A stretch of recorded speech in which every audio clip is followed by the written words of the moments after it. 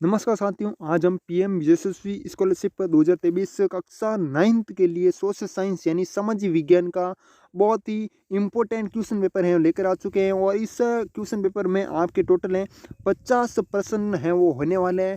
और प्रश्न ऐसे वैसे नहीं है, बहुत ही महत्वपूर्ण प्रश्न है वो होने वाले हैं। ठीक है, तो एक बार इस क्लास को पूरा है ज़रूर देख लीजिएगा। यदि आपकी तैयारी बिल्कुल भी नहीं है या फिर थोड़ी बहुत भी है तो आप एक बार देख लीजिएगा, आपकी तैयारी है और भी शानदार है वो हो जाएगी इस वीडियो के माध्यम से। तो चलिए अब बिना समय गंवाए आज के इस सेशन को शुरू करते हैं। और ये वीडियो है ना जो आपके डेली है शाम 6 बजे आ जाएगा। 50 प्रश्न है वो डेली लेकर आऊँगा, बहुत ही इंपॉर्टेंट कक्षा 9th के लिए, है ना।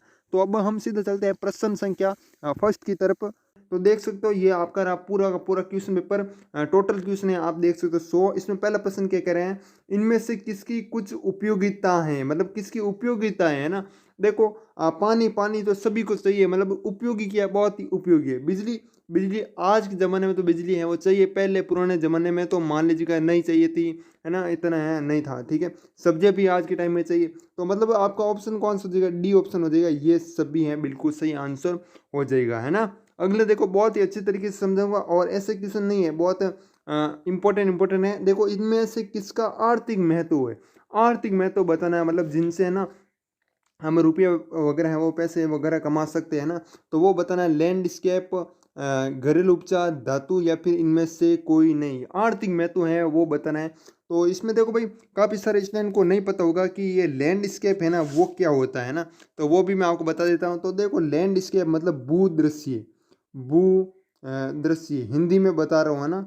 भूदृश्य, भूदृश्य किसको कहते हैं, जैसे आपका कोई मान लीजिएगा कोई स्थान है, कोई स्थान की दिखने वाली विशेषताएं और लक्षणों को क्या कहते हैं, भूदृश्य कहते हैं। क्या कहते हैं, भूदृश्य कहते हैं। ठीक है, और एक है धातु। धातु क्या होती है, धातुओं का संबंध उन खनिज पदार्थों से होता है जो क्या होते हैं, एक तो आपके कठोर होते हैं, क्या होते हैं, कठोर होते हैं, चमकदार होते हैं, चमकदार होते हैं, और अपारदर्शी, घने एवं अपारदर्शी होते हैं, है ना। ये होते हैं धातु। ठीक है, लेकिन एक अपवाद है, आपको पता है, सोडियम, है ना। क्या है, सोडियम, ये है ना कठोर नहीं है, फिर भी क्या है, धातु है। क्या है, सोडियम क्या है, धातु है। ये मतलब आपको पता है धातु का गुण होता है कि धातु, हर एक धातु है ना कठोर होती है, लेकिन जो सोडियम है ना ये कठोर नहीं है, फिर भी धातु है। ठीक है, ये आपको याद रखना है। ये विज्ञान में पूछा जाएगा वैसे आपको, लेकिन आपका धातु आ गए हैं तो मैंने सोचा ये बता देता हूँ, है ना। और जैसे एक हीरा है ना। पहले मैं आपको अधातु के बारे में बता देता हूँ। अधातु क्या होता है, जो नरम होता है, पारदर्शी होता है, और क्या होता है, कम चमकदार होता है, वो क्या होता है, अधातु होता है ना। और अधातु क्या होती है, मुलायम होती है। एक बात का ध्यान रखना, जो अधातु है ना वो होती है मुलायम, है ना, कठोर है वो नहीं होती है, मुलायम होती है ना। लेकिन जो हीरा है ना, हीरा है ना, हीरा देखा ना आपने, नहीं देखा, हीरा है वो क्या होता है, मुलायम नहीं होता है, फिर भी क्या है, अधातु होती है। ठीक है, सोडियम और हीरा दोनों याद रखना है। सोडियम क्या है भाई, सोडियम क्या है, वापस से बोल लीजिएगा मेरे साथ साथ, सोडियम कठोर नहीं है, फिर भी क्या है, धातु है। और जो हीरा है वो मुलायम नहीं है, फिर भी क्या है, अधातु है ना, याद रह जाएगा। अब देखो अगला प्रश्न है, पृथ्वी पर संसाधन असमान रूप से वितरित हैं, क्यों वितरित हैं भाई। जो भी संसाधन है, मतलब जो भी हम जैसे वाहन है, ठीक है, कोई भी सुख सुविधा है ना, कोई भी साधन है जो हम काम में लेते हैं, वो क्या है, असमान, मतलब समान रूप से नहीं है, कहीं पर ज़्यादा है, कहीं पर कम है, कहीं पर है ही नहीं, है ना। तो वो असमान वितरण है, पृथ्वी पर बात हो रही है। क्यों हो रही है, विभिन्न प्राकृतिक परिस्थितियाँ, जो भी प्राकृतिक परिस्थितियाँ हैं उसके कारण, विकास का स्तर या फिर तकनीकी स्तर, टेक्नोलॉजी के कारण, या फिर इन सभी के कारण, है ना। तो इसमें क्या हो जाएगा भाई, है ना, विभिन्न प्राकृतिक परिस्थितियाँ क्यों हो जाएगा, मैं आपको कंप्लीट बता रहा हूँ, है ना। देखो संसाधनों की उपलब्धता, पहली बात तो किस पर निर्भर करती है, जो संसाधन है ना वो किस पर निर्भर करती हैं, है ना। तो धरातल, जैसे आपकी है ना, इसमें आपका ऑप्शन क्या था, विभिन्न प्राकृतिक परिस्थितियाँ, है ना, ये सही था। प्राकृतिक परिस्थितियाँ जैसे आपका ना धरातल की बनावट है, जलवायु है, वर्षा है, कहीं पर वर्षा ज़्यादा हो रही है तो वहाँ पर दुकान लगा देंगे, मान लीजिएगा वर्षा ज़्यादा हो रही है, बाढ़ आ जाती है बार बार, है ना। क्या आप वहाँ पर दुकान लगाओगे, है ना, किराने की मान लीजिए कोई भी दुकान मान लीजिएगा, वो लगाओगे क्या, नहीं लगाओगे। जहाँ पर बिक्री हो रही होगी, है ना, और जहाँ पर ज़्यादा लोग रहते हैं, जनसंख्या ज़्यादा रहती है, वहाँ पर दुकान लगवाओगे तो वहाँ पर बिकेगी, है ना। तो इस प्रकार है, आपका जलवायु भी निर्भर करती है, वर्षा भी निर्भर करती है ना। और मौसम है, जल है, पानी, मतलब पानी है ही नहीं वहाँ पर, तो वहाँ पर कोई हम काम करते हैं तो वहाँ पर क्या मतलब है ना। जैसे आप रेतीला जो भी है ना, जैसे आपने राजस्थान है, राजस्थान में ना जो भी मरुस्थलीय है ना, वहाँ पर विकास कम है ना, है ना। तो ये है ना, जो भी प्राकृतिक परिस्थितियाँ हैं उसके कारण होता है, क्या होता है, प्राकृतिक परिस्थितियों के कारण होता है ना। और पृथ्वी पर इन सब में क्या है, काफ़ी भिन्नता पाई जाती है, सभी जगह अलग अलग है। जैसे आप जम्मू कश्मीर में देखो अलग है, राजस्थान में अलग है, प्राकृतिक परिस्थितियाँ, जलवायु, वर्षा सभी है ना बहुत ही अलग है, भाषा भी अलग है ना। और इसलिए आपको क्या करता है, इसलिए संसाधनों का वितरण या फिर बंटवारा भी असमानता पाई जाती है ना, इनमें भी क्या पाई जाती है, असमानता पाई जाती है। जैसे आपको पता है प्राकृतिक परिस्थितियाँ क्या होती हैं, मैंने बताया कि जल की उपलब्धता कैसी है, वर्षा हो रही है या फिर नहीं हो रही है ना। आप जैसे किसान को ले लीजिएगा, अगर वर्षा ही नहीं हो रही है मान लीजिएगा किसी स्थान पर, तो वो फसल क्यों बोएगा, है ना, क्यों बोएगा, है ना। तो ये भी निर्भर करता है विकास होगा या फिर नहीं होगा, संसाधन कितने होंगे, ट्रैक्टर वगैरह, है ना। तो ये आप समझ सकते हो। और उसके बाद है आगे देखो भाई, तीसरा प्रश्न है हो चुके हैं, तो इसमें आपका ए ऑप्शन राइट हो गया। बहुत ही मैं आपको नेक्स्ट लेवल समझाऊंगा, डीपली वीडियो में बने रहे। और इसमें देखो भाई चौथा प्रश्न है, प्रकृति से प्राप्त और बिना अधिक संशोधन, है ना, जो प्रकृति से प्राप्त हैं हमने मानव द्वारा नहीं निर्मित है ना, मानव ने नहीं बनाए हैं, वो बताना है हमको। और क्या है, बिना अधिक संशोधन, हमने संशोधन मतलब हम कोई भी उसमें मतलब कुछ नहीं करे, और वो ज्यों की त्यों हम काम में ले, है ना, उपयोग किए जाने वाले संशोधन कहलाते हैं। क्या कहलाते हैं भाई उपयोग किए जाने वाले, मानव निर्मित संसाधन ये तो नहीं होगा, क्योंकि भाई ये प्रकृति से प्राप्त हैं, तो ये तो होगा नहीं। सांस्कृतिक संसाधन या फिर प्राकृतिक संसाधन, और ये डी तो ऑप्शन वैसे भी कट गया, तो बी और सी में से ही होगा कोई ना कोई। तो इस प्रकार है आपका प्राकृतिक, प्रकृति से प्राप्त, प्राकृतिक, है ना, याद रह जाएगा, प्राकृतिक संसाधन, है ना, हम कुछ भी नहीं करें। ठीक है, जैसे आपका जल है, जल में कोई संशोधन कर सकते हैं क्या, ये तो प्रकृति द्वारा प्राप्त है। ठीक है, जलवायु को बदल सकते हैं क्या, जो भी कहीं पर वर्षा ज़्यादा हो रही है, कहीं पर वो कम हो रही है, इसको हम बदल थोड़ी सकते हैं, है ना। तो वो भी है ना प्रकृति की देन है, इसमें हम कोई भी संशोधन है वो नहीं कर सकते। इस प्रकार आपका प्राकृतिक संसाधन है वो हो गया, है ना। तो अब देखो भाई आगे देखो, संसाधनों के वर्गीकरण का आधार है संसाधन, है ना, जितने भी उनका आधार क्या है। देखो भाई इसमें देखो, विकास और उपयोग का स्तर, कितना उपयोग हो रहा है ना, और इसको हम कौन सी वस्तु को कितना कहाँ तक ले जाएंगे तब भी विकास है वो होगा, और किस मतलब कोई भी वस्तु का, ठीक है। और उत्पत्ति, स्टॉक और वितरण, कितना वितरण होगा, ये तो कुछ नहीं है ना। तो ये सभी क्या होगा भाई, इसमें बिल्कुल सही आंसर हो जाए, संसाधनों के वर्गीकरण का आधार है ना, ए ऑप्शन हो जाएगा। विकास नहीं, इसमें डी होगा, सॉरी, है ना, डी होगा, ये सभी हो जाएगा ना, उत्पत्ति, स्टॉक और वितरण, ये सभी आपका बिल्कुल, ये सभी दिया मैंने देखा नहीं, लेकिन आपका इसमें डी ऑप्शन है राइट आंसर हो जाएगा। अगला देखो, जिन संसाधनों की मात्रा ज्ञात है उन्हें दिया गया है। जैसे आपके कोई मान लीजिएगा जैसे कोयला है, हमको उनकी मात्रा ज्ञात है कि अब कोयला इतना ही बचा है, पेट्रोल है वो इतने बचा है ना।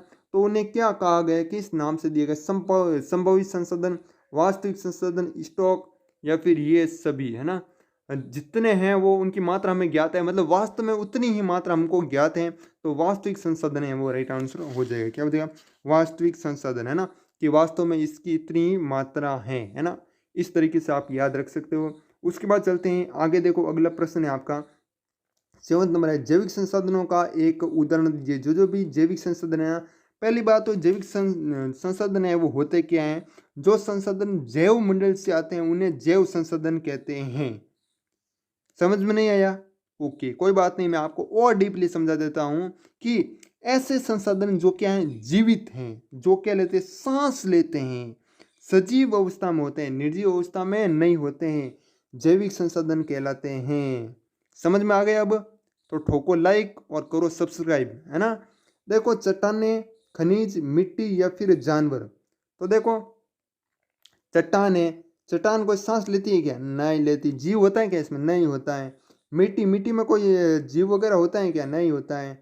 और खनिज, खनिज तो वो होता है धातु, अधात्विक धात्विक वो होता है, वो नहीं होता है ना, उसको तो हम खोद कर निकालते हैं ना, तो वो नहीं होगा। और जानवर बिल्कुल सही आंसर हो जाएगी, क्या हो जाएगा, जानवर है ना सांस लेते हैं, है ना।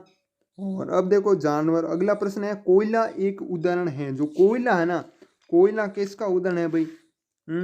तो कोयला है, इसमें देखो भाई ऑप्शन पढ़ते हैं हम, नवीनीकरणीय संसाधन, गैर नवीनीकरणीय संसाधन, मानव संसाधन, संभावित संसाधन, है ना। तो इसमें क्या हो जाएगा भाई? गैर नवीकरणीय संसाधन है, बिल्कुल सही आंसर हो जाएगा। इसको वापस है मतलब लाखों करोड़ों वर्ष हैं लग जाते हैं इसको वापस बनाने में, ठीक है। और ये क्या हो जाते हैं, जो भी मानव है, मानव जो भी क्रिया करता है ना, उनके द्वारा क्या हो जाता है, समाप्त हो जाता है और पूर्ण निर्माण होने में करोड़ों वर्ष का समय लगता है। वो संसाधन क्या कहते हैं?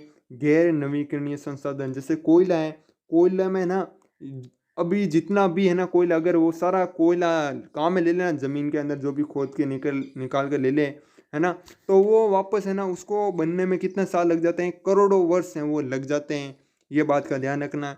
और नवीनीकरण संसाधन क्या होते हैं? जिनको मतलब आसानी से प्राप्त किया जा सकता है ना, उनका मतलब टाइम है वो नहीं लगता। सौर ऊर्जा, पवन ऊर्जा, ये सब भी है ना, ये आपका होगा। और अगला है आपका प्रौद्योगिकी एक उदाहरण है। प्रौद्योगिकी, प्रौद्योगिकी मतलब टेक्नोलॉजी। आपको इंग्लिश बहुत आती है, इंग्लिश में समझते हो आप, है ना, कि प्रौद्योगिकी, प्रौद्योगिकी ये क्या है? टेक्नोलॉजी है। क्या है? टेक्नोलॉजी, तकनीकी। ओके, अब तो समझ में आ गया। अब देखो किसका उदाहरण है? प्राकृतिक संसाधन का उदाहरण है? नहीं भाई, प्रौद्योगिकी टेक्नोलॉजी प्रकृति, हमने प्रकृति के द्वारा थोड़ी प्राप्त है। प्रकृति ने हमने प्रकृति है जो भी, वो हमको नहीं दी है ना। जैसे जल है, जल प्रकृति द्वारा प्राप्त है ना। वायु है ना, ये प्रकृति है। और अब है ये है ना जो प्रौद्योगिकी है, टेक्नोलॉजी, ये तो मानव ने बनाई है, तो मानव निर्मित संसाधन है। दोनों ए और बी नहीं होगा, मतलब ए भी होगा बी भी नहीं होगा भाई, है। तो आपका बी ऑप्शन बिल्कुल सही आंसर हो जाएगा। इसी प्रकार समझाऊंगा, चैनल पर बने रहना है। देखो आगे मैं एक इम्पोर्टेंट बात भी बताऊंगा, बने रहे वीडियो में। संसाधनों का सावधानी पूर्वक उपयोग करना और उन्हें नवीनीकरण होने के लिए समय देना कहलाता है। जो भी संसाधन है उनका बहुत ही सावधानी सावधानी रखनी है, फिर उसका क्या करना, उपयोग करना है, और उन्हें नवीनीकृत होने के लिए समय देना क्या कहलाता है। कोई भी आप मान लीजिएगा ट्रैक्टर है आपके पास, उसका आपका सावधानी पूर्वक आपने उपयोग है वो किया, है ना, फिर उन्हें नवीनीकरण होने के लिए समय देना, जो भी मतलब उनकी रिपेयरिंग वगैरह कराना, वो क्या कहलाता है? संसाधन कमी, संसाधन संरक्षण, संसाधन प्रदूषण। संसाधन प्रदूषण नहीं होगा क्या भाई? संसाधन की कमी है क्या? नहीं, कमी तो नहीं है, ये भी नहीं होगा। संसाधन संरक्षण है वो राइट आंसर हो जाए, मतलब उनको रक्षा करें, बार बार रिपेयरिंग वगैरह करा रहे हैं, अपडेट वगैरह कर रहे हैं ना। जैसे फ़ोन है, फ़ोन भी अपडेट करते हो ना, सॉफ्टवेयर अपडेट करते हो ना। अब देखो अगला प्रश्न है, बहुत ही अच्छा प्रश्न है, इसको याद कर लेना भाई। ये प्रश्न आपका पूछा जा सकता है ना, मोस्ट इंपॉर्टेंट प्रश्न है। और मैं आपको एक ई बुक के बारे में बता देता हूँ, उससे पहले मैं ई बुक है यहाँ पर कहीं ई बुक के मैंने शायद है वो लिया है, लेकिन अब देखो यहाँ पर मैं आपको बता देता हूँ। ई बुक आपको मिल रही है, ई बुक, और 5 मॉडल पेपर। कितने पेपर? 5 मॉडल पेपर मिल रहे हैं, और इसमें सारे की सारी सब्जेक्ट होगी। और एनसीईआरटी है ना, एनसीईआरटी इस पर आधारित, आपको पता है आपके एग्जाम में क्वेश्चन आएंगे, तो एनसीईआरटी पर आधारित जितने भी मोस्ट इंपॉर्टेंट क्वेश्चन हैं, कक्षा जो 8वीं का आपको पता है आपका सिलेबस आएगा, और आप अभी 9th में पढ़ रहे हो, है ना, तो 8th क्लास के जितने भी इंपॉर्टेंट क्वेश्चन हैं एनसीईआरटी के, है ना, वो उतने हैं, समावेश हैं, वो कर लिए गए। 5 मॉडल पेपर हैं ई बुक में, ठीक है। और इसकी प्राइस है वो बहुत ही कम रखी गई है, 25 रुपये। कितने रुपये? 25 रुपये में आपको है ना 5 मॉडल पेपर मिल रहे हैं। इससे आप अच्छी प्रैक्टिस करोगे ना, ओ मार्क शीट लेना, उससे प्रैक्टिस है वो करना, ए बी सी डी, है ना, जो भी आपका राइट आंसर है उससे प्रैक्टिस करोगे ना, तो आपके है ना एग्जाम में आपको समय को मैनेज कर पाएंगे, है ना। इसलिए मैं कह रहा हूँ अभी फटाफट है वो ले लीजिएगा। 25 रुपये हैं वो हैं, और बाद में है हो सकता है बढ़ जाएगी रेट, है ना। और इसको पीडीएफ को लेने के लिए, ई बुक को लेने के लिए आप क्या करोगे? तो सबसे पहले आपको हमारा जो डिस्क्रिप्शन है या तो उसको ओपन कर लो, या फिर आप सर्च कर लो गुरु शिक्षा। टेलीग्राम में से जाना और वहाँ पर सर्च करना GROW, एक मिनट, GROWSHIKSHA, गुरु शिक्षा, ये हमारे टेलीग्राम ग्रुप का नाम है, ठीक है। और बाकी लिंक मैंने डिस्क्रिप्शन में दे दिया है ना, वहाँ से भी आप आए सीधा टेलीग्राम ग्रुप में पहुँच जाओगे, दूसरे कोई भी फेक ग्रुप में नहीं पहुँचोगे, ठीक है। और वहाँ से आप प्राप्त कर सकते हो ई बुक। बाकी अब देखो भाई अगला प्रश्न है, इसमें क्या कह रहे हैं? संसाधनों के उपयोग की आवश्यकता, ये तो हो गया ना, ये नहीं हुआ है ना। संसाधनों के उपयोग की आवश्यकताओं को संतुलित करना और उन्हें भावी पीढ़ी के लिए संरक्षित करना क्या कहलाता है। जो भी संसाधन है उनके उपयोग की आवश्यकता, जो भी मतलब कि आवश्यकता उन अनुसार है उनका उपयोग करना, कि मुझे इतना ही चाहिए, इतना ये काम करना है, और फिर ये आगे इसके मेरे पुत्र के लिए, जो भी भावी पीढ़ी हैं उनके लिए काम आएगा, है ना। उनके लिए संरक्षित करना क्या कहलाता है ना, विकास कहलाएगा। विकास तो खुद का ही होगा, है ना। आगे का सोचा है तो वो विकास नहीं है, वो मतलब सतत विकास होगा, मतलब लगातार। सतत मतलब लगातार। लगातार कैसे होगा, जब आप आगे का सोचोगे, है ना। आगे का सोचोगे तो वो लगातार चलता रहेगा, है ना। तो इसका मतलब आपका सतत है विकास है, राइट आंसर हो जाएगा। ये सतत विकास की परिभाषा है, इसको रट लेना, है ना। रटना नहीं लेकिन समझ लेना, है ना, ठीक है। तंजानिया निम्नलिखित में से किस महाद्वीप में स्थित है। तो तंजानिया है ना, वो किस महाद्वीप में है। जैसे अपना जो भारत है ना, भारत, वो किस महाद्वीप में है, एशिया महाद्वीप में है ना। वैसे ही ये तंजानिया बताना है यूरोप, एशिया, अफ्रीका, दक्षिण अफ्रीका, तो अफ्रीका राइट आंसर हो जाएगा, है ना। अभी आपको पता है अब जो अपना भारत देश है उसको भारत कहेंगे, अब इंडिया है वो नहीं कहेंगे, है ना। तो ये बहुत ही अच्छी बात है हमारे लिए, बहुत ही प्राउड की बात है ना। देखो अगला प्रश्न है आपका, प्रश्न संख्या 13। निम्नलिखित में से कौन सा सबसे महत्वपूर्ण प्राकृतिक संसाधन है। प्राकृतिक संसाधन बताना है जो कि सबसे महत्वपूर्ण है। भूमि, भूमि तो सबको चाहिए, भूमि नहीं होगी तो रहेंगे कहाँ, है। जल, भूमि है फिर भी, है ना, जल की तो आवश्यकता पड़ेगी, जिएंगे कैसे। और वायु, तो वायु भी चाहिए। तो इसका मतलब तीनों है, राइट आंसर हो जाएगा। तीनों मतलब डी ऑप्शन है, बिल्कुल सही आंसर हो जाएगा, है ना। क्या आप इन तीनों के बिना रह सकते हो, हैं। भूमि के बिना रह सकते हो क्या, घर के बिना रह सकते हो, जल पानी पे होगा बिना उसके बिना रह सकते हो, नहीं रह सकते। वायु है, वायु के बिना भी नहीं रह सकते। तो इसका मतलब डी ऑप्शन आपका राइट आंसर हो जाएगा। समझने की रहना, आपको समझते रहना।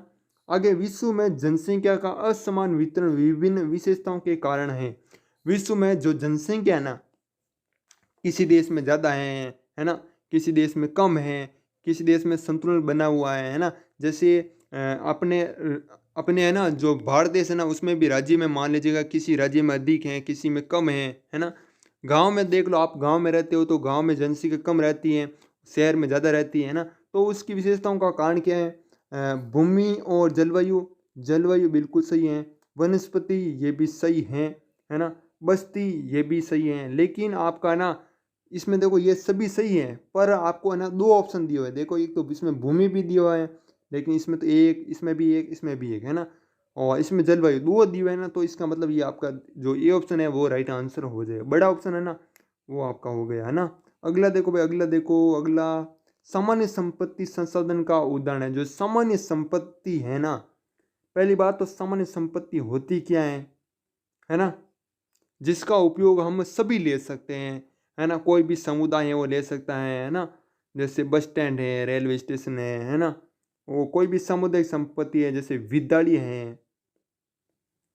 सामुदायिक भूमि नहीं, सामुदायिक भूमि थोड़ी होगी। व्यक्तिगत भवन, दोनों ए और बी, ये ऑप्शन हो जाएगा, है ना। सामुदायिक भूमि होगा, सामुदायिक भूमि है, बिल्कुल सही आंसर हो जाएगा ना। एक मिनट, एक मिनट, इसका आंसर आपका ये ऑप्शन है, राइट आंसर हो जाएगा। बाकी इसमें मैंने बता दिया क्या होता है ना। जिसका उपयोग नागरिक द्वारा सामूहिक रूप से किया जाता है ना। अगला है, भूमि का उपयोग विभिन्न उद्देश्यों जैसे कृषि, वानिकी, खनन, भवनों, घरों, उद्योगों, सड़क निर्माण के लिए किया जाता है। वो क्या कहलाता है, भूमि निम्नीकरण कहलाता है। नहीं भाई, लैंड फिलिंग नहीं, भूमि खुदाई नहीं। मतलब घर बना रहे तो खुद ही करेंगे क्या, सिर्फ हैं, खुद ही करेंगे क्या, तो बिल्कुल ये तो आपको होगा नहीं। भूमि का निम्नीकरण होगा क्या, भूमि मतलब कम पड़ेगी क्या, नहीं पड़ेगी ना, वो की वो ही रहेगी, तो वो भी नहीं होगी, है ना। ये लैंड फ्लिक तो ये हम जानते नहीं इसके बारे में। इसका मतलब आपका जो बी ऑप्शन है वो राइट आंसर हो जाएगा, भूमि उपयोग, है ना। अगला देखो भाई, 17 प्रश्न है। निम्नलिखित में से कौन सी भूमि का उपयोग निर्धारित करता है। जो भूमि है ना उसका कितना उपयोग हो रहा है ना, और कैसे हो रहा है, वो कौन निर्धारित करता है, कौन सा कारक निर्धारित करता है। जैसे मिट्टी है, मिट्टी और इस तरह आकृति, उसकी आकृति कैसी है, जैसे कोई पहाड़ ऊपर है ना, और कोई आप समतल है, मैदानी भाग है ना। तो वो इस तरह आकृति भी निर्भर करती हैं। जलवायु है, कैसी जलवायु है, कैसी वनस्पति है, वन है या फिर नहीं है ना आसपास।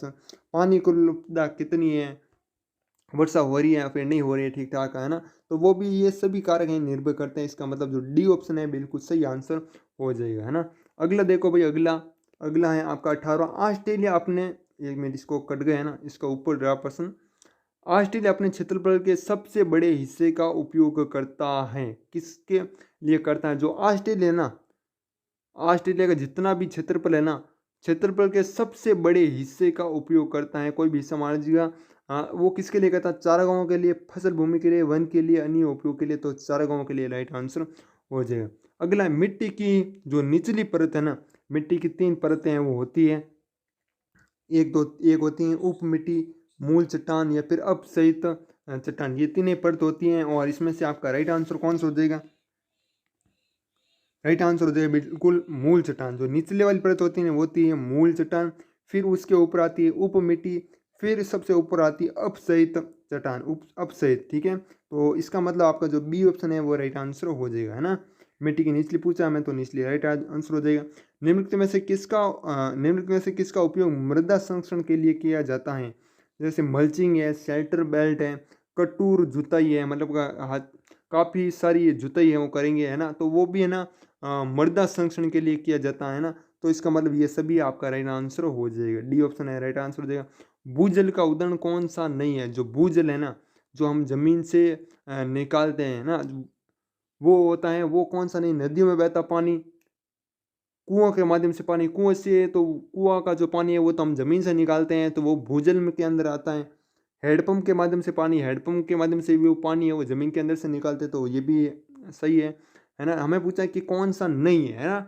और सबमर्सिबल पंप के माध्यम से पानी, ये भी आपका है ना ज़मीन के अंदर से निकाला जाता है। तो नदियों में बहता पानी है ना वो नहीं होगा। नदियों में जो बहता पानी है ना वो तो आपके धरती के ऊपर बहता है ना, जो है ना। तो इसमें आपका भूजल है वो भूजल तो आपको पता चल गया कि जो ज़मीन के अंदर से निकालते हैं ना वो होगा, है ना।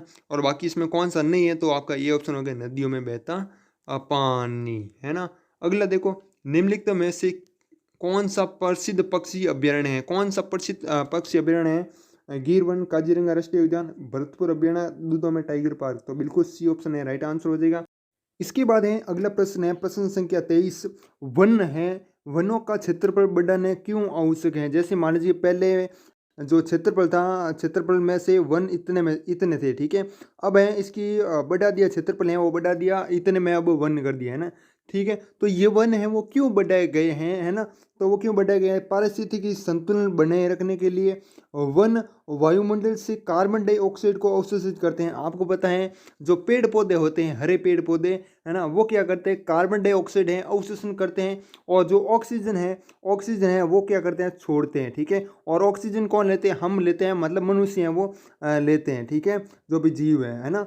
और बाकी जो कार्बन डाइऑक्साइड है वो लेते हैं और ऑक्सीजन छोड़ते हैं, और हम क्या करते हैं? हम ऑक्सीजन लेते हैं, मतलब सांस के रूप में, ठीक है, और कार्बन डाइऑक्साइड छोड़ते हैं। तो वो दोनों के लिए मतलब संतुलन है वो बनाया रहता है। ये हो गया आपका पारिस्थितिकी संतुलन। क्या हो गया? पारिस्थितिकी संतुलन, मतलब एक दूसरे का संतुलन बनाए रखना, है ना।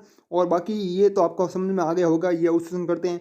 वन वर्षा के स्तर को बढ़ाने में मदद करता है। जहाँ पर वर्षा कम है वहाँ पर वन अधिक होंगे तो वर्षा ज़्यादा होगी, वर्षा ज़्यादा होगी तो आपको पता है सभी को लाभ होगा, फसलें हैं अच्छी होगी, है ना, देश है वो प्रगति करेगा, है ना। तो ये आपका इसमें मतलब है सभी सही आंसर हो जाएगा, ये डी है ना राइट आंसर हो जाएगा कि ये सभी। ओके, अब देखो अगला प्रश्न है, वनों और कृषि योग्य भूमि का बड़े पैमाने पर विनाश निम्नलिखित कारणों से हुआ है। जो वन है और कृषि योग्य भूमि, जहाँ पर कृषि है वो की जाती है, मतलब कृषि योग्य भूमि मान सकते हो, है ना। भूमि का बड़े पैमाने पर विनाश निम्नलिखित कारणों से हुआ है। बढ़ती जनसंख्या, एक तो जनसंख्या है वो बढ़ रही है ना, आपको पता है ना।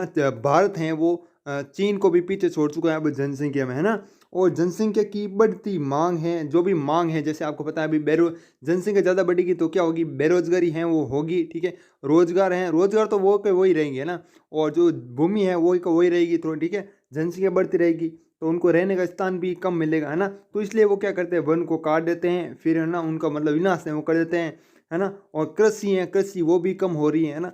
तो किन कारणों से हो रही है? एक तो जनसंख्या की बढ़ती मांग और बढ़ती जनसंख्या, तो दोनों ए और बी, मतलब आपका एक तो बढ़ती जनसंख्या राइट है और बी भी है आपका राइट आंसर हो जाएगा। तो ये आपका सी ऑप्शन है बिल्कुल सही आंसर हो जाएगा, है ना।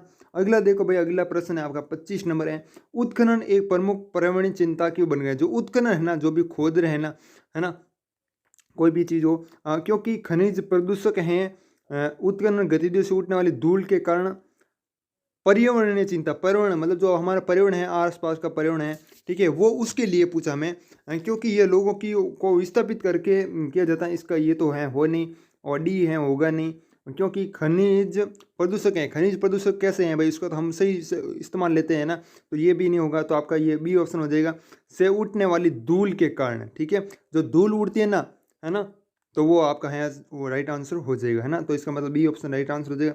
पृथ्वी की सतह से नीचे दबी चट्टानों से खनिज निकालने की प्रक्रिया को नाम दिया गया है। जो पृथ्वी है, पृथ्वी की सतह है, उसके नीचे दबी चट्टानों है, चट्टानों से खनिज निकालने, कोई भी खोद कर हम चीज़ निकालते हैं वो खनिज होती है ना, तो वो खनिज निकालने की प्रक्रिया को नाम है वो क्या दिया गया है, तो वो हो गया आपका खनन, है ना। ये पूरी प्रक्रिया है ना, ये पूरी प्रक्रिया क्या कहलाती है, खनन है वो कहलाती है।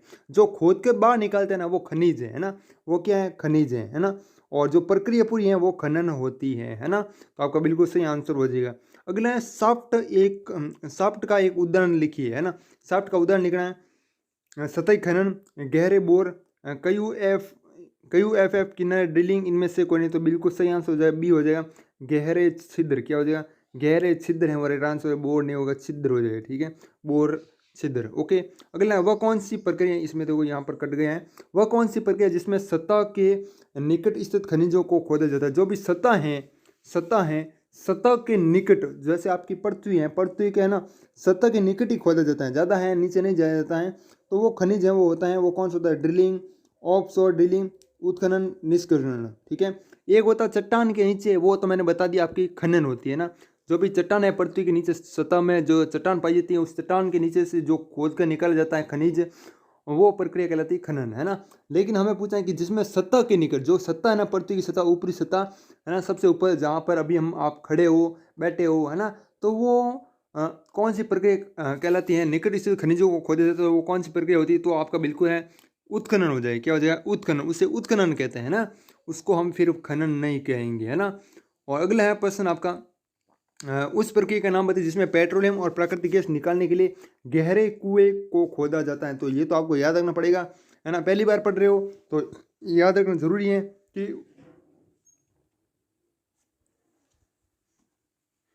पेट्रोलियम और प्राकृतिक गैस निकालने के लिए गहरे कुएं खोदा जाता है, तो वो हो जाएगा आपका डी ऑप्शन, ओपन कास्ट खनन, है ना। अगला है आपका 30वां, सोना खनिजों का उदाहरण है। सोना है ना, वो क्या है, लोह है या फिर अलोह है ना। तो इसमें ऑप्शन दिया सी है, दोनों ए और बी, तो ये मत करना, आपका अलोह है, क्या है, अलोह है, ठीक है। अलोह क्या होता है, लोह क्या होता है, ये मैंने आपको बताया था, है ना। अगला आपका प्रश्न संख्या 31 है, क्या कह रहे हैं, एक मिनट, कौन सा महाद्वीप लोहे का सबसे बड़ा उत्पादक है। लोहा है ना, लोहा को क्या कहते हैं, खनिजों की जननी का होता है ना, खनिजों की जननी कहते हैं ना, कुंजी कहते हैं, आपको पता है। तो ये कौन से महाद्वीप लोहे का सबसे बड़ा उत्पादक है, तो बिल्कुल यूरोप है, वो हो जाएगा, क्या हो जाएगा, यूरोप में ज़्यादा लोहा होता है ना। अगला है आपका, यूरोप के निम्नलिखित देशों में किस देश में लोहे का सबसे बड़ा भंडार है ना। जो आपको पता है भारत है ना, एशिया महाद्वीप में आता है, तो यूरोप के निम्नलिखित देश में से किस देश में लोहे का सबसे बड़ा भंडार है, तो रूस है, राइट आंसर हो जाएगा, क्या हो जाएगा, रूस। अब अगला प्रश्न है, आप 33 प्रश्न हो चुके हैं, अब 50 प्रश्न हम पूरे करने हैं किसी हालत में। विश्व की सबसे गहरी सोने की खदानों में से एक कौन सी है।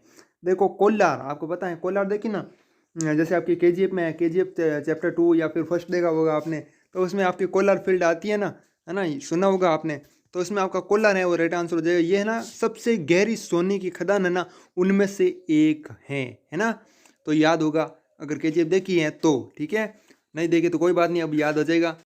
34 नंबर प्रश्न है आपका, जो सिलिकॉन होता है ना, वो किस खनिज से प्राप्त होता है। ऑप्शन क्या दिया हुआ है हमें, एक बार ऑप्शन पढ़ते हैं, कोयला, बॉक्साइट, थोरियम या फिर क्वार्ट्ज। तो बिल्कुल सही आंसर हो जाएगा क्वार्ट्ज, है ना। क्वार्ट्ज से हमें ये सिलिकॉन है ना प्राप्त होता है। क्वार्ट्ज क्या है, खनिज है ना, जैसे कोयला खनिज है, बॉक्साइट है, जो खोद कर हम निकालते हैं ना, वो होता है ना, और जो प्रक्रिया होती है वो खनन होती है ना।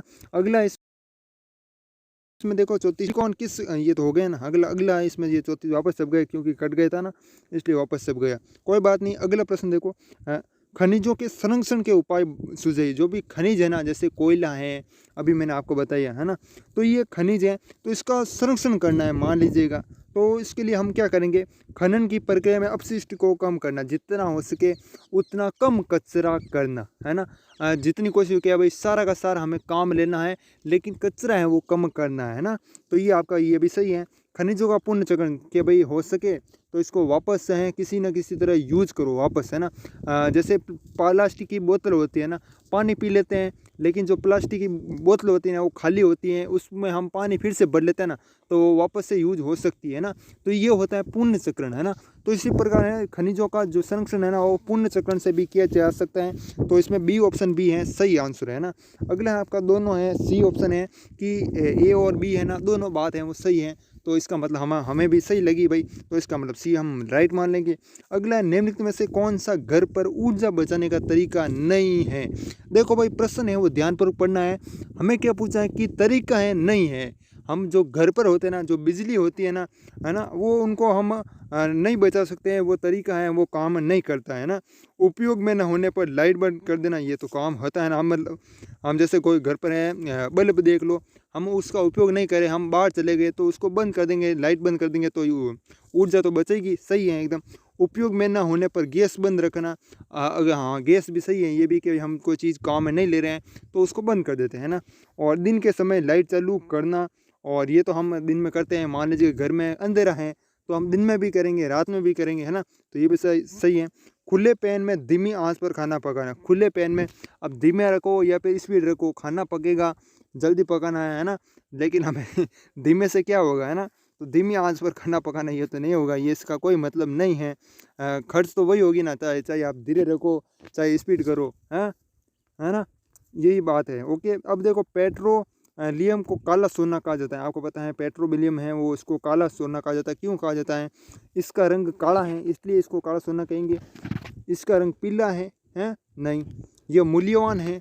इसका उपयोग आभूषण बनाने में किया जाता है, आभूषण बनाने में नहीं किया जाता है। सी ऑप्शन हो जाएगा, ये मूल्यवान है, बहुत ही मूल्यवान है ना। मतलब इसको वापस बनने में आपको पता है करोड़ वर्ष हैं वो लग जाते हैं ना।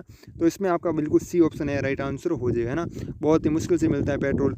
अगला है भारत में प्राकृतिक गैस संसाधन कहाँ मिलते हैं। जो भारत में है ना, हम अब भारत की देश की बात कर रहे हैं, वो है ना प्राकृतिक गैस है ना, वो संसाधन कहाँ मिलते हैं, तो कहाँ पर मिलते हैं। ऑप्शन देखो एक बार, उत्तर प्रदेश, बिहार, मुंबई हाई, जम्मू कश्मीर और मुंबई है। तो इसमें आपका बिल्कुल सही आंसर हो जाएगा सी ऑप्शन मुंबई हाई, है ना। अगला देखो, अगर वीडियो अच्छा लगे तो वीडियो को लाइक कीजिए, शेयर कीजिए अपने दोस्तों को भी, है ना। अगला है आपका, आपके लिए अगर आप चाहते हो कि हमारे लिए डेली क्लास हो, है ना, तो एक बार सपोर्ट कीजिएगा, शेयर कर दो एक बार। कुछ नहीं चाहिए मुझको, ना सब्सक्राइब चाहिए ना लाइक, ओनली शेयर कर दो, है ना। पसंद आएगा तो ऑटोमेटिक आप कर दोगे लाइक वैसे तो, है ना। खनिज ईंधन पाया जाता है, खनिज ईंधन है ना वो पाया जाता है औषधि चट्टानें, आग्नेय चट्टानें, रूपांतरित चट्टानें, ये सभी। तो बिल्कुल सही आंसर हो जाएगा डी ऑप्शन, है ना। समझाने वाली बात नहीं इसमें। अगला निम्नलिखित में से कौन सा गैर पारंपरिक संसाधन है। गैर पारंपरिक है ना, वो मैंने बता रखा है। पवन ऊर्जा, सौर ऊर्जा, जवारी ऊर्जा, मतलब जिनको वापस से बनाया जा सकता है। पवन ऊर्जा, सौर ऊर्जा सही है। जवारी ऊर्जा है ना, इसका कितना भी यूज करो ख़त्म है वो नहीं होती है। तो इसका मतलब आपका डी ऑप्शन हो जाएगा ये सभी, है ना। अगला है आपका पृथ्वी से प्राप्त ऊर्जा कहलाती है। जो पृथ्वी है ना, पृथ्वी से मिलती है हमें जो ऊर्जा, उसको क्या कहते हैं। परमाणु ऊर्जा, बायोगैस, या फिर भूतापीय, या फिर थर्मल। तो बिल्कुल सही आंसर हो जाए भूतापीय। पृथ्वी को हम क्या कहते हैं, भू मतलब भूमि, है ना। और ताप मतलब जो भी ऊर्जा है वो होती है, तो भूतापीय राइट आंसर हो जाएगा। अगला है आपका 42 नंबर, निम्नलिखित में से कौन सी प्राथमिक गतिविधियां हैं, है ना। प्राथमिक गतिविधियां क्या होती हैं आपको पता है। कमेंट बताओ भाई इसका आंसर। निम्नलिखित में से कौन सी प्राथमिक गतिविधियां, कृषि, खनन, मछली पकड़ना, ये सभी। तो ये सभी आंसर है राइट आंसर हो जाएगा, है ना। जो नॉर्मल है ज़्यादा मतलब इसमें नहीं है ना, तो ये आपका कृषि है, खनन है, ये सभी हो जाएगा। बीज हैं, उर्वरक हैं, मशीनी आदि जैसे महत्वपूर्ण इनपुट एक प्रणाली बनाते हैं जिसे कहा जाता है। जैसे बीज हैं, कोई उर्वरक हैं, कोई मशीनरी है, ये सभी है ना महत्वपूर्ण इनपुट हैं, एक प्रणाली बनाते हैं। तो कौन सी प्रणाली बनाते हैं, आपकी फार्म प्रणाली। क्या हो जाएगा, फार्म प्रणाली मतलब कृषि प्रणाली, है ना। कृषि प्रणाली है राइट आंसर हो जाएगा। फार्म मतलब कृषि, ठीक है, ये सही आंसर हो जाएगा। अगला है पारिवारिक आवश्यकताओं को पूरा करने के लिए खेती के प्रकार को कहा जाता है। मतलब जो भी परिवार की आवश्यकता है ना, उनको पूरा करना है ना, जैसे ज़्यादा है वो नहीं चलाना आपको, नहीं बिजनेस करना ज़्यादा, लेकिन परिवार है, जितनी भी आवश्यकता है, खाना है, पीना है, कोई है ना, घर की जो भी आवश्यकता है छोटी मोटी, है ना, तो उनको पूरा करने के लिए जो कृषि की जाती है ना, उसको क्या कहते हैं, मृषित कृषि। मृषित कृषि में तो नहीं होगा, मृषित नहीं होगा, क्योंकि उसमें तो सभी मिक्स हैं वगैरह होती हैं, जैविक नहीं होती। निर्वाह कृषि, निर्वाह मतलब जीवन यापन करने के लिए जो कृषि की जाती है ना, वो होती है अपने निर्वाह कृषि, है ना, ज़्यादातर निर्वाह ही करते हैं क्योंकि जीवन यापन करना है ना। अगला है आपका 45 नंबर, इनमें से कौन सी व्यावसायिक खेती नहीं है। व्यावसायिक मतलब जिनको व्यवसाय की दृष्टि से नहीं देखा जा सकता, तो वो आपकी जैविक खेती। कौन सी है? जैविक खेती, ठीक है। अगला है आपका को दान के रूप में भी जाना जाता है। किसको दान के रूप में जाना जाता है? चावल। तो क्या हो जाएगा? चावल, है ना, चावल। इसमें सही क्वेश्चन है, मिस प्रिंट है ना। फिर देख लेंगे हम अगला, है ना, कमेंट में बता दूंगा वापस इसका आंसर। निम्नलिखित में से कौन सी फसल व्यावसायिक अनाज खेती में उगाई जाती है? व्यावसायिक अनाज में उगाई जाती है, तो वो कौन सी फसल है? गेहूँ भी उगाया जाता है, मक्का भी उगाया जाता है व्यावसायिक में, है ना। और अगला है रबर बागान प्रसिद्ध है। रबर बागान प्रसिद्ध कहाँ की है? मलेशिया की है। क्या की है? मलेशिया की है। अगला प्रश्न है आपका नेक्स्ट 49 नंबर, दो प्रश्न रही अब तो। निम्नलिखित में से कौन से मोटे अनाज है? कौन से मोटे अनाज है? ज्वार है, बाजरा है, ये भी सभी मोटे अनाज है ना, इनके दाने बड़े होते हैं, तो ये मोटा अनाज में आता है। ज्वार है, बाजरा, बाजरा का राजस्थान में बहुत प्रसिद्ध है सोगरा। क्या है? सोगरा, होगरा, सोगरा, है ना। आपके क्या कहते हैं वहाँ बता देना, ठीक है। जैसे आटे, है ना, गेहूं का आटा होता है, उससे बनती है रोटी, है ना, तो इसी प्रकार बाजरे के आटे से बनते हैं, हम उनको कहते हैं सोगरा। तो आप क्या कहते हो कमेंट बता दो फटाफट। तो इसमें बिल्कुल ये सभी आंसर है, हो जाएगा, है ना। अगला है 50 नंबर, निम्नलिखित में से कौन सा देश चावल का प्रमुख उत्पादक है? चावल, है ना, चावल सबसे ज़्यादा है उत्पादन करता है ना, तो वो कौन सा देश? चीन, ठीक है, चीन है वो राइट आंसर हो जाएगा, है ना। तो यही कुछ क्वेश्चन थे जो कि मैंने आपको शेयर किए, और भी मैं आपके लिए क्वेश्चन है लाता रहूँगा, बहुत ही इंपॉर्टेंट, है ना, आगे भी लाता रहूँगा। तो आपको कुछ नहीं करना है, आपको एक बार शेयर कर देना है, ठीक है। क्लास अच्छी लगी शेयर करो, और जो ई बुक है वो मैंने बता दी है, आप टेलीग्राम ग्रुप से प्राप्त कर सकते हो। हमारे टेलीग्राम ग्रुप का नाम है ग्रो शिक्षा। क्या नाम है?